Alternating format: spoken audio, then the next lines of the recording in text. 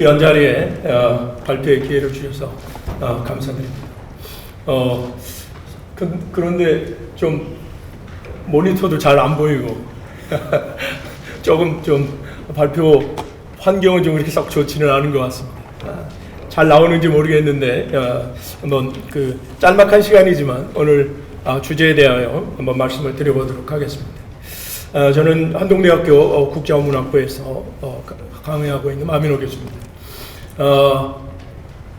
오늘 제가 맡은 강의의 주제는 구속사적인 관점에서, 기독교적인 관점에서 중국을 어떻게 볼 것인가, 상당히 어려운 주제인데요. 중국은 뭐 역사적으로 또 그리고 현실적으로 우리에게 있어 굉장히 중요한 나라임에 틀림이 없습니다. 이 나라를 어떻게 기독교적인 관점으로 볼 것인가라는 것은 굉장히 의미 있는 일이라 이렇게 생각을 합니다.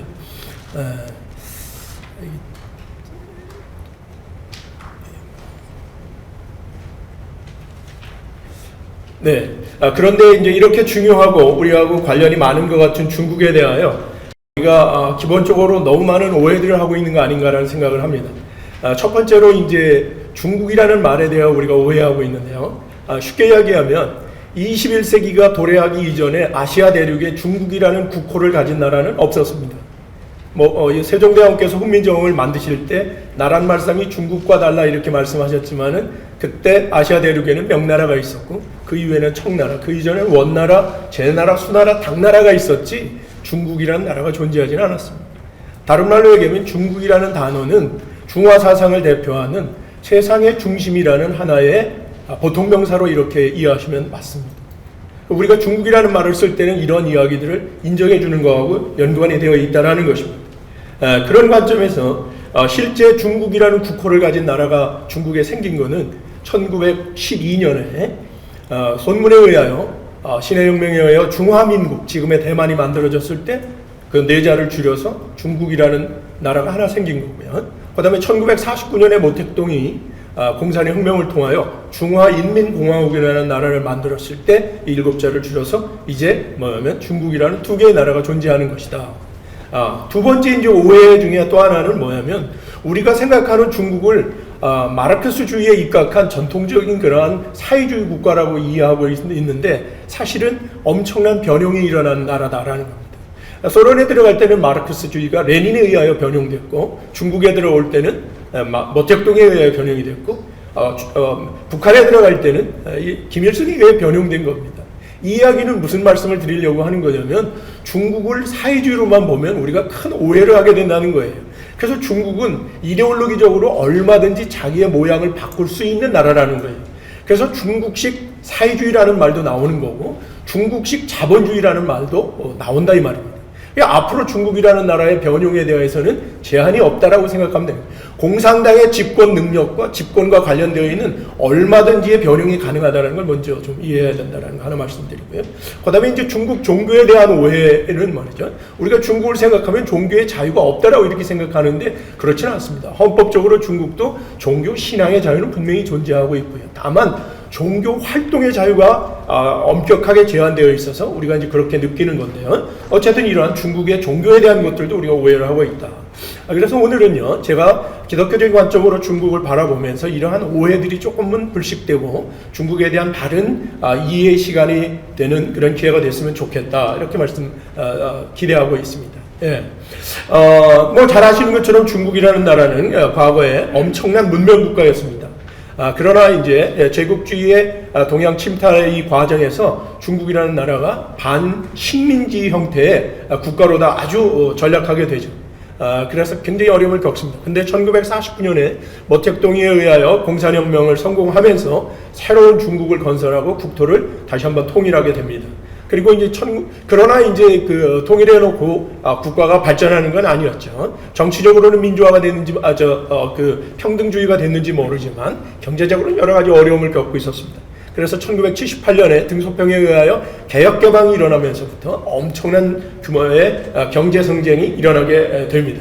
나아가서 2001년이 되면 세계 경제체제에 편입되어 있는 WTO에 가입하게 되고 2010년에는 드디어 G2라는 경제 대국으로 부상하게 됩니다.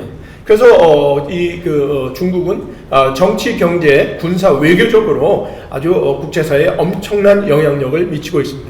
경제적으로는 작년 통계에 보면 미국 GDP의 80%에 다다르고 있고 2029년이 되면 28년이 되면은 미국의 GDP를 초월할 거라는 그런 예상들도 있기도 합니다. 그래서 다양한 부분에 있어서 중국과 도전하면서 여러분 이제 지금 잘 알고 계시는 미중 간의 패권 전쟁이 아주 격화되고 있는 상황이라고 볼 수 있겠습니다. 근데 여러분 말이죠. 이 중국이라는 나라를 생각할 때 기본적으로 우리가 가져야 될 것은 뭐냐면 전 세계에 세 개의 그 선민 의식을 갖고 있는 나라가 있습니다. 그 중에 하나가 이스라엘이고 그 중에 또 한 나라가 미국이고 그 다음에 이제 중국입니다. 그래서 자기네들이 세상의 중심이라는 기본적인 생각을 갖고 있는 이 중화 사상을 갖고 있기 때문에 이 사람들은 말이죠. 그 세계의 패권에 대한 동북아의 패권을 넘어서서 세계의 패권을 누리고 추구하고 있다는 것이죠. 그래서 한반도, 우리가 살고 있는 이 한반도는 위에 있는 대륙 세력과 밑에 있는 일본이라는 해양 세력 간의 사이에서 항상 어려움을 겪게 되고 있는데요. 그래서 한반도를 둘러싼 대륙과 해양에 어떠한 강대국이 출현하고 그 강대국이 어떠한 의도를 갖느냐에 따라 한반도는 굉장히 어려움을 겪고 있는 것입니다. 지금이 바로 그런 또 하나의 상태라고 말할 수 있겠는데요. 여기 이제 여러분들한테 재밌는 그림 하나를 제가 좀 보여드리려고 하는데요. 여기 이제 왼쪽은 중국과 동북아시아 지도고, 이건 닭과 진해가 있는 것입니다. 여러분 잘 알고 계시는 것처럼 닭과 진해는 무슨 관계죠? 상극의 관계입니다. 닭이 진해를 보면 회를 치고 가서 반드시 물어 죽입니다. 그리고 진해가 몸에 좋다고 해서 허리에 좋다고 해서 약을 먹을 때 진해만 먹는 사람은 없습니다. 시너지 효과를 누리려고 상극인 뭐하고 닭하고 같이 이렇게 삶아서 먹게 되는 거죠. 그 이야기는 결국은 뭐냐면 대륙 세력인 중국과 해양 세력인 일본은 상극 관계라 항상 싸우게 되어 있다. 섬나라인 그 일본은 대륙에 대한 끊임없는 동경이 있고요. 그 다음에 이러한 섬나라 일본을 대륙 세력인 중국은 그냥 내비둘 리가 없는 거죠.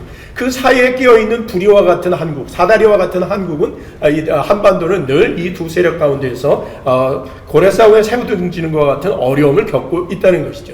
그것이 이제 최근에 2010년도에 G2로 부상한 중국 때문에 우리가 겪고 있는, 그리고 전 세계가 겪고 있는 어려움이라고 이렇게 말씀드릴 수 있겠습니다. G2로 부상하기 전에 중국이 가지고 있었던 대외 전략은 도광양해입니다. 도광양해라는 말은 금은밤에 자기가 평상시에는 칼을 칼집에다 넣고 있다가 금은밤이 되면 칼을 꺼내서 열심히 훈련을 해서 힘을 기른다는 것입니다. 그러나 이제 중국이 경제적으로 부강한 나라가 되면서 대외적으로 이제 도광양해에서 이제 대국 분리, 대국으로 울뚝 서서 이제는 분발주의, 분발해서 자기가 국제사회에 할 일이 있다면 그 역할을 감당하겠다는 이런 정책적인 변화가 일어나면서부터 중국은 이미 이제 한국 전쟁을 통하여 북한에 대한 영향력을 확보하고 있는 상태에서 이제 남한까지의 영향력, 한반도에 대한 영향력, 나아가서 동북아에 대한 영향력, 그리고 전 세계에 대한 패권 경쟁에 뛰어드는 그러한 상황에 이른 것입니다. 우리 이제 한국과 중국의 관계가 굉장히 좋았던 시기가 있는데요. 2012년 박근혜 정부 시절입니다. 이때부터 시진핑하고 2013년도부터 15년까지 3년 사이에 한중의 정상이 6번이나 만나는 엄청난 밀월 관계를 가졌던 적이 있습니다. 이 이야기는 뭐냐면 중국이 북한뿐만 아니라 남한에도 영향력을 미쳐서 이제 동북아에서의 패권을 유지하려고 노력을 했던 거죠. 그런데 이제 북한의 4차 핵실험과 그 다음에 그에 따른 우리의 사드 배치 때문에 이제 지금 한중 관계는 아주 엄청나게 냉각되어 있는 상태인 것은 사실입니다만 여전히 중국이 갖고 있는 동북아, 한반도와 동북아, 그리고 세계에 대한 그런 패권의 의지는 없어지지 않았다라는 걸 분명히 아시면 좋겠습니다. 그래서 중국은 이제 뭐 1대1로나 중국몽 이런 것들을 통해서 이제 사회주의 현대화된 강국을 건설하겠다는 엄청난 그런 목표들을 가지고 있습니다. 이렇게 이제 사회주의 강국으로 이렇게 대두한 중국의 의상 변화는 중국의 교회와 또 교회의 성장과 어떠한 관계가 있는지에 대해서 한번 보도록 하겠습니다. 여러분 말이죠. 중국이라는 나라는 기본적으로 엄청나게 많은 사상과 종교들이 있었던 나라입니다. 그러나 이러한 사상과 종교들이 들어오면 중국은요, 원래 황제의 이론적인 통치를 중심으로 하고 있는 그러한 이정콩종의 종교가 항상 우위에 있는 거예요. 정치가 항상 위에 있습니다. 종교나 다른 사상은 정치에 도전하면 안 됩니다. 이걸 이정콩종이라고 말하는데, 이정공종이라고 말하는데요. 이런 시기에 당나라의 때 처음으로 기독교가 경교라는 이름으로 중국에 도래합니다.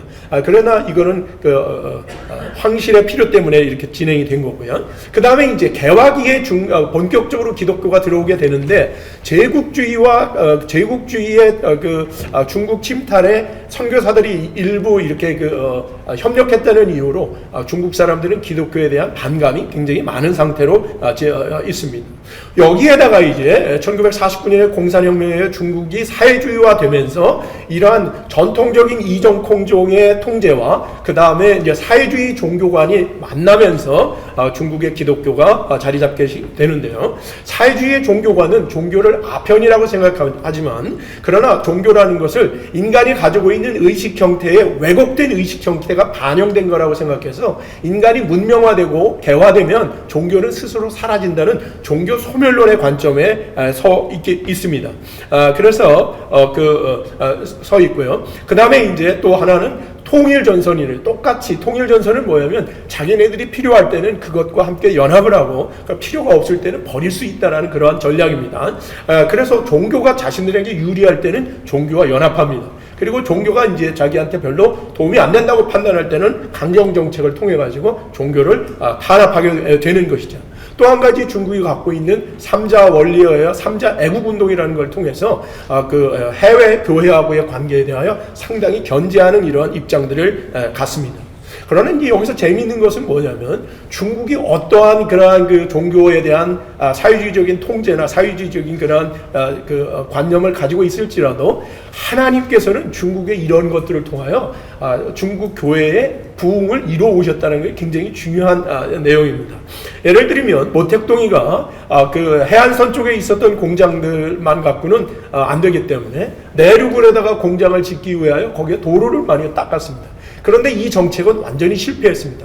그러나 이후에 선교사님들이 내륙으로 들어가는 이 통로로다가 사용하게 됐고요. 두 번째, 이제 중국의 공산당이 통치의 필요에 의하여 그 많던 언어들을 보통화, 북경말을 중심으로 하여 언어를 통일했는데, 이것도 선교사님들이 중국에 들어가서 복음을 전하는데 그 많은 언어를 배우지 않아도 되는 거죠. 보통화 하나만 갖고도 기본적으로 될 수 있도록 이러한 도움이 됐다라는 것이고요. 그 다음에 뭐냐면은 모택동이가 문화대혁명 때 미신을 철폐합니다. 미신을 철폐하는 것은 사실은요, 결국은 뭐냐면 그네들의 영혼을 깨끗하게 하고, 원래는 사회주의 이념을 넣으려고 한 거지만 그 이후에 일어난 사회주의에 대한 그런 반감이나 이런 것들 때문에 결과적으로는 개혁개방 이후에 기독교가 들어가게 하는데 굉장히 도움을 줬다라는 것이죠. 결과적으로 놓고 보면 우리가 바로를 들어서 출애굽을 실현하셨던 하나님이 결국은 뭐냐면 모택동이라는 공산주의가 있었지만, 모택동의 공산주의 이것마저도 사용하셔서 중국교회의 부흥으로, 그리고 아까도 기도 중에서도 말씀하셨습니다만은 문화대혁명 기간 동안에 중국교회에 대한 엄청난 탄압이 있었는데, 결국은 뭐냐면 교회가 지하로 들어가는 것을 통해서 중국교회가 순수함을 지키고, 사실 또 그 밑에서의 엄청난 지하교회의 부흥으로 이어지는 놀라운 하나님의 역사들을 우리가 보게 되는 것이죠. 그래서 세상에 어떠한 세력들이 움직일지라도 하나님은 하나님의 일들을 진행하신다는 걸 우리가 여기서도 또 한번 느낄 수 있습니다. 또 한 가지, 이제 등소평의 개혁개방을 아마 구속사적으로 한번 본다고 얘기하면 말이죠. 등소평의 개혁개방은 겉으로 보기에는 가난한 중국을 부강하게 하기 위하여 그 문을 열고 해외에서 기술과 자본을 들여다가 중국을 경제적으로 잘 살게 하려고 하는 것입니다. 그런데 그때 문을 열고 서방에 있는 대부분의 나라들은 결국 기독교에 대하여 열려있는 나라이기 때문에 이들과 서구화에서 기술과 자본을 들여오려고 하다 보면 자연스럽게 기독교와의 관계를 개선해야 되는 것입니다. 그래서 그때부터 선교의 문이 열리고 중국에 엄청난 선교의 문이 열리면서 중국교회의 부흥을 가져오는 놀라운 역사가 있었다고 볼 수 있는 거죠. 중국을 이해하는 데 있어서 여러분이 한 가지 또 이해하셔야 될 것은 뭐냐면 통일전선 전술에서 입각한 주요 모순과 차요 모순이라는 것입니다. 이 주요 모순이라는 것은 뭐냐면 자기가 중국이 생각할 때 가장 커다란 모순과 싸울 때는 그거보다 덜 중요한 모순들과는 어떻게 하는 거냐면 동일한 전선에서 협력한다는 얘기입니다. 그러니까 경제라는 거를 성장하는 주요 모순을 해결하기 위해서는 종교 같은 부차 모순하고는 어떻게 할 수 있다는 거죠? 협력할 수 있다는 것입니다. 이렇게 이러한 개혁 개방이라는 것이 어떤 면에서 놓고 보면 중국에 있어서의 엄청난 그러한 종교의 그러한 부흥의 시간은 기독교가 부흥하는 기회로도 하나님이 삼으셨다라고 볼 수 있는 것입니다. 그래서 현재 중국은 세계 최대의 기독교 국가로 성장해 있습니다. 이게 추정치입니다만은 거의 1억 5천만 명에서 2억 정도의 기독교 인구가 존재하는 것으로 이렇게 설명되어지고 있습니다. 그러나 이러한 기독교의 발전 과정 가운데 중국은 어떻게 기독교의 이러한 과도한 발전을 통제하려고 하느냐라는 것에 대해서 통제 정책 한 가지만 말씀을 드리면 동이타라는 통제 정책이 있습니다. 똥을 다 이렇게 얘기하는데요. 이거는 뭐냐면 똥 움직이면 그러면 어떻게 타 때린다는 것입니다. 한마디로 얘기하면 옛날 우리가 두더지 이거 게임 했던 것처럼 말이죠. 튀어 오르는 것만 때리는 것입니다. 대중을 통제하는 방법은 그들을 다 통제하기 어려운 거니까요. 열심히 하고 잘하는 사람 몇 명만 때리면 딴 사람들은 다 엎드리게 되는 방법을 계속해서 써왔던 것입니다. 그래서 보면은 실제 주기적으로 가정교회 지도자들이나 선교사들 중에 열심히 하는 분들을 추방하거나 탄압하는 걸 통해 가지고 전체적인 발전 수위를 통제하는 이런 전략들을 썼다라고 볼 수 있겠습니다. 그 외에도 다양한 기구와 다양한 그러한 법규들을 통하여 중국 종교에서 종교를 통제해왔다고 볼 수 있겠습니다. 이러한 것이 이제 시진핑 정부에 들어서서 엄청난 그러한 중국 기독교의 통제로 연결되어집니다. 왜 이렇게 되느냐면 여기서 한 가지 우리가 이해해야 될 것은 뭐냐면 주요 모순이 변한 거예요. 등소평 시대에 있어서의 주요 모순은 뭐냐면 경제 모순입니다. 경제를 발전시키는 게 중요한 거예요. 그런데 이미 이제 2010년에 이미 G2가 돼버렸으니까요. 경제적으로는 어느 정도 부강했다고 생각해서 그 모순이 사라지면 그 다음번에 부차 모순이 무슨 모순이 되느냐면 주요 모순이 되는 것입니다. 한마디로 얘기하면 중국 입장에서 경제 모순이 사라지고 나면 사회주의 이데올로기의 문제, 정치적인 이슈들이 주요 모순이 되면서 이 정치적인 이데올로기에 방해가 되는 종교가 주요 모순이 되어버리는 거죠. 그런 관점에서 이제 시진핑 시기에 있어서는 이러한 엄청난 종교에 대한 탄압이 진행되는 것이다. 이렇게 말씀드릴 수 있겠습니다.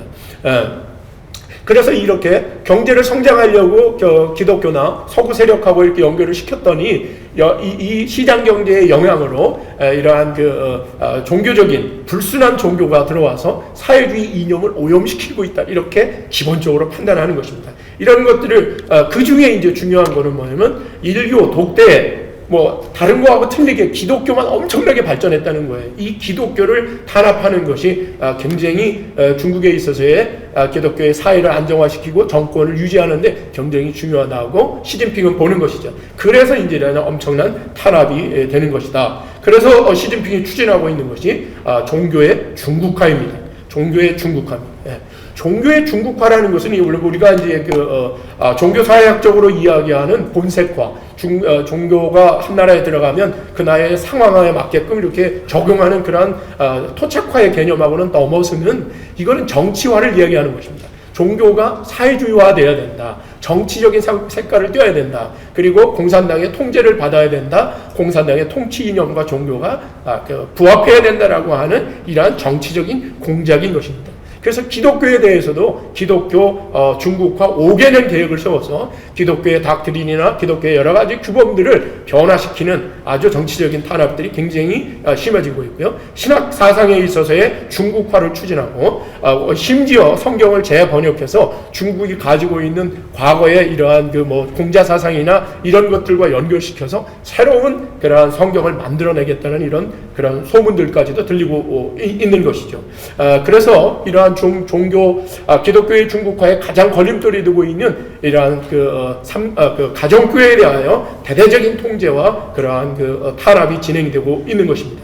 그래서 뭐 교회 건물이 많이 철거되고 십자가가 철거되는 그러한 일들을 바라보게 되는 것이죠. 동일하게 가정교회뿐만 아니라 삼자교회에 대한 정치적인 통제도 상당히 많이 강화되고 있습니다. 특별히 이제 해외 세력이라고 분류되고 있는 이러한 선교사님들을 아주 대대적으로 추방하는 일들이 벌어진 거죠. 한국의 한 그 선교단체의 경우 같은 경우에는 2017년부터 지금 작년까지 총 186유닛 가운데 32개 유닛만 남고 나머지 유닛은 다 쫓겨나고 또 스스로 나와서 이제 재배치되어지는 그런 과정들을 겪고 있는 거죠. 아주 엄청난 일이 벌어지고 있다고 볼 수 있겠습니다. 이렇게 이제 교회들이 파괴되어지는 것들을 볼 수 있습니다. 그러면 이러한 중국에 있어서의 변화들이 구속사적인 관점에서는 어떠한 의미들을 갖는 건가에 대해서 한번 간단하게 보도록 하겠습니다. 저는 뭐 개인적으로 믿음이라는 것은 세상에 일어나는 모든 일들을 하나님의 관점, 구속사적인 관점에서 리인터프리테이션 하는 것이다. 재해석하는 것이고 그것이 우리의 삶의 기준으로 삼는 것이 저는 믿음이라고 생각합니다. 그래서 중국에서 벌어지고 있는 모든 일들을 하나님의 관점에서 다시 한번 재해석해 보는 것이 우리가 가져야 될 기본적인 태도라고 생각을 하는데요. 그래서 가만히 보면 말이죠. 중국의 공산당의 종교 통제, 선교 통제에도 불구하고 하나님은 말이죠. 엄청난 중국 복음화와 중국 교회를 향한 하나님의 계획을 지금까지 어떻게 착실하게 진행해 오고 계시다는 것들을 말씀드리겠습니다. 한 가지 좀 좀 재미있는 예화를 하나 말씀드리면요. 대만과 중국에 있어서의 복음화율을 한번 해보는 거예요. 사실 우리가 중국의 공산주의 국가가 만들어졌을 때 큰일 났다. 저 많은 인구가 유물론에 입각해가지고 이제 중국 교회는 난리가 났다라고 생각했는데 시간이 지나고 난 오늘날에 와서 보면 대만의 복음화율은 5 내지 6% 이것도 최근에 올라간 겁니다. 그런데 중국의 복음화율은 추정치지만 10에서 15%의 복음화율을 가지고 있습니다. 여러분 말이죠. 대만은 200년 동안 종교의 자유를 가지고 있었고, 그 다음에 선교가 자유로웠던 나라입니다. 그럼에도 불구하고 대만의 복음화율은 저거밖에 되지 않는데 사회주의고 종교의 통제, 그 다음에 선교의 통제가 가해지고 있는 중국이 10%, 15%의 이러한 복음화율을 가지고 있다라는 것은 사실은 놀라운 일이 되는 것이죠. 한마디로 말해서 이런 관점에서 놓고 보면 우리가 생각하고 있는 것과 하나님의 계획은 분명히 다르다는 것을 우리는 볼 수 있는 것 같습니다. 그래서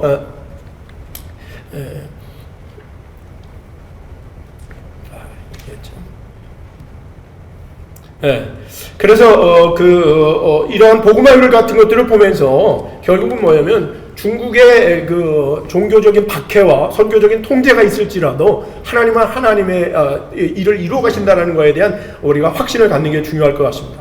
현재 중국의 종교 박해 지수는 세계 17위이고요. 그건 덜합니다만 중국 교회에 대한 공격과 강제 폐해 사례는 전 세계 20년 통계에 전 세계 9,400건 중에서 중국에서 발생한 게 5,600건에 가깝습니다.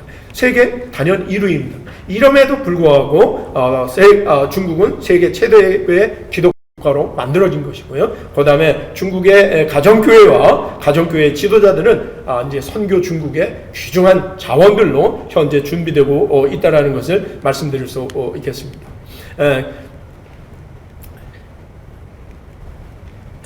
그렇습니다. 그래서 아까도 이제 말씀드렸던 것처럼 이러한 구속사적인 관점에서 중국이 행하는 것들을 다시 한번 좀 정리해 보면 말이죠. 모택동에 의한 삼선건설, 그리고 언어통일, 미신철폐, 그 다음에 문화대혁명 때 기독교에 대한 탄압, 종교 탄압, 이런 것들이 결과적으로는 하나님의 관점에서 보면 오히려 중국 교회에 유리하게 작용한 점이 분명히 있다는 걸 말씀드릴 수 있겠고, 특별히 등소평에 있어서의 개혁 개방은 정말 생각할 수 없을 정도의 중국 교회의 부흥으로 연결되어지는 놀라운 하나님의 계획이 이루어졌다는 것을 우리가 봐야 될 필요가 있다는 것입니다. 그런 관점에서 놓고 본다면 시진핑이가 지금 하고 있는 종교에 대한 엄청난 탄압조차도 기독교적인 관점, 하나님의 관점에서 놓고 보면 중국 교회에 반드시 불리하지 않다라는 것만을 우리가 믿음의 눈으로 바라봐야 하는 것이 필요하다고 저는 개인적으로 생각합니다. 하나의 문이 닫히면 하나의 문을 여시는 하나님의 그 성실하심에 대하여 의지하는 것이 우리가 필요하다고 생각하는데요. 예를 들면 이런 겁니다. 지금 이제 시진핑의 종교 탄압 때문에 엄청나게 많은 선교사님들이 다 이제 추방되어 있는데요. 사실은 이 추방은요, 다른 관점에서, 선교사적인 관점에서 보면 말이죠, 지금까지 한국 선교계에 해결되지 못했던 선교사 재배치, 중국에 들어가면 보구마대한 북경이나 상해나 이런 쿤밍이나 이런 지역에 많은 선교사님들이 모여 살고 있었기 때문에, 사역했기 때문에 우리가 끊임없이 선교사들 재배치해야 된다고 얘기했는데 이 문제가 해결되지 않았는데요. 지금 자연스럽게 그 문제가 어떻게 해결되고 있는 것입니다. 그분들이 오셔서 여기서 재교육받고 각 나라로 흩어지고 있는 거예요. 이거는 구속사적인 관점에서, 하나님의 관점에서 놓고 보면 한국 교회가 행하지 못하는, 한국 선교계가 행하지 못하고 있는 것을 하나님이 직접 행하고 계시는 것 아닌가라는 것을 우리가 볼 수 있는 것이죠. 이제 또 한 가지 이제 중요한 건 말이죠. 그러니까 그럼에도 불구하고 중국 선교는 이제 끝난 거 아닙니까? 그렇지 않다는 거예요. 우리가 선교학계에서도 뭐냐면 지역 선교 개념, 중국 선교라는 중국에 들어가야만 중국을 선교한다는 이런 개념이 지금은 이제 조금씩 후퇴하고 있다는 거예요. 어피니티 그룹이라는 말을 IMB에서는 쓰고 있는데, 이런 경우에는 뭐냐면 말이죠, 중국인이라는 거예요. 중국 지역이 아니라 중국인이라는 거예요.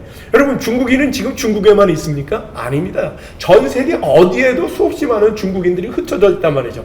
중국인 디아스포라를 향한 우리의 선교가 사실 훨씬 더 중국에 들어가서 그 통제와 그 다음에 그 나라들이 잘 살고 있는데 너희들 예수 믿어라 이렇게 이야기하는 것보다 바깥으로 나가서 불안한 삶을 살고 있는 그들에게 우리가 복음을 전하는 것은 훨씬 더 전략적으로 쉬울 수 있다는 이런 관점에서 우리가 중국 선교에 있어서도 중국 지역 선교라는 개념에서 중국인 선교라는 어피니티 그룹의 그 유사 그룹의 선교 개념으로 바꾸면은 이거는 말이죠, 하나님의 관점에서 놓고 보면 엄청난 거예요, 사실은요. 저는 뭐 아르헨티나 또 이스라엘 뭐 네덜란드 어디에 가봐도 수없이 많은 중국인들이 거기에 있다는 걸 알고요. 그네들을 복음화하고 있는 분들을 제가 많이 보고 있습니다.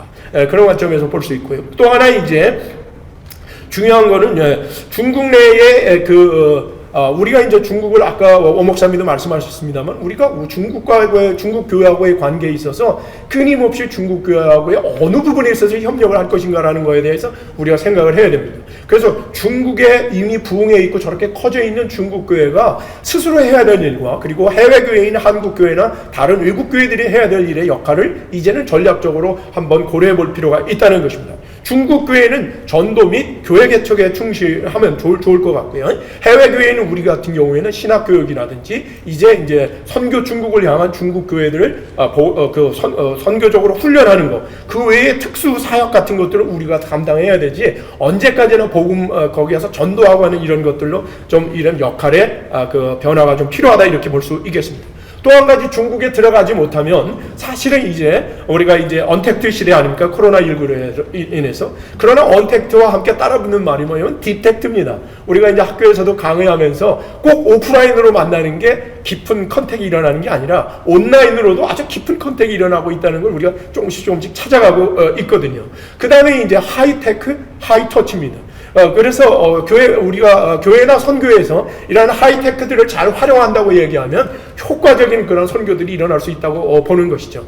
사실은 지금 현재도 우리 한국 선교계에서 해외 선교에 있어서의 사이버 선교, 사이버 단기 선교 같은 것을 실시하고 있는 교회들이 굉장히 많이 늘어나고 있는 걸 여러분이 알고 계시죠. 그래서 여전히 중국에 대한 우리의 선교도 닫혀 있는 것이 아니라 사이버 공간을 통하여 열려 있다라는 걸 여러분이 이해하시면 좋겠습니다. 저도 뭐 제주도에 가서 중국 가정교회 지도자들에 대한 강의들을 종종 하고 있는 편인데요. 얼마든지 이런 일들을 통하여 그 중국 선교가 가능하다는 것들을 말씀드릴 수 있겠습니다.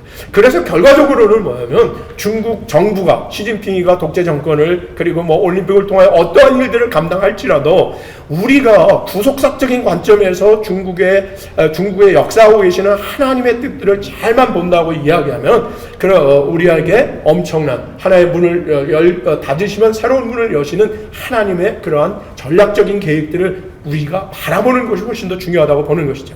말씀을 맺으면서 제가 여러분한테 말씀을 드리고 싶은 것은 이걸 안 보냈군요. 네, 오늘 중국 교회의 지금까지 이러한 성장은 사실 우리의 노력보다는 누가 하신 거죠? 하나님께서 직접 하셨다고 저희는 보는 것입니다. 그래서 바로를 사용했던 것처럼 결국은 모택동을 사용하시고 등소평을 사용하시고 여전히 또 누구도 시진핑도 사용하신다는 확신을 갖는 것이죠. 그래서 중국 교회나 또는 선교에 있어서의 어떠한 상황의 어려움에 대하여 일기하지 말고 하나님의 성실하심에 의지하여 우리가 중국 선교를 바라보는 게 필요하겠다. 중국 교회를 바라보는 게 필요하겠다는 생각이 들고요. 그 다음에 중국의 부상과 중국 교회의 그러한 통제를 구속사적인 관점에서 끊임없이 재해석하는 것이 우리한테 필요하겠다 생각합니다. 그리고 이러기 위해서 우리가 이제 먼저 해야 될 것은 뭐냐면 중국과 중국인에 대한 아주 깊이 있는 연구. 그래서 중국 통들을 많이 만들어내고 이들을 양성하고 정부와 민간 차원에서의 끊임없는 교류. 특별히 정부하고는 또 약간 어려움이 있습니다만 우리 교회가 중국하고의 끊임없는 교류와 채널들을 가지고 이렇게 소통하는 것이 얼마나 중요한지 모르겠습니다. 특별히 이제 이러한 일들에 있어서 또 한 가지 중요한 것은 뭐냐면 이제 중국 선교라는 개념에서 선교 중국을 준비하고 있는 중국 교회를 우리가 얼마나 정말 전략적으로 잘 지원하고 도울 것인가라는 게 굉장히 중요하고요. 그들과 이게 동역하는 것이 굉장히 중요하다고 생각합니다.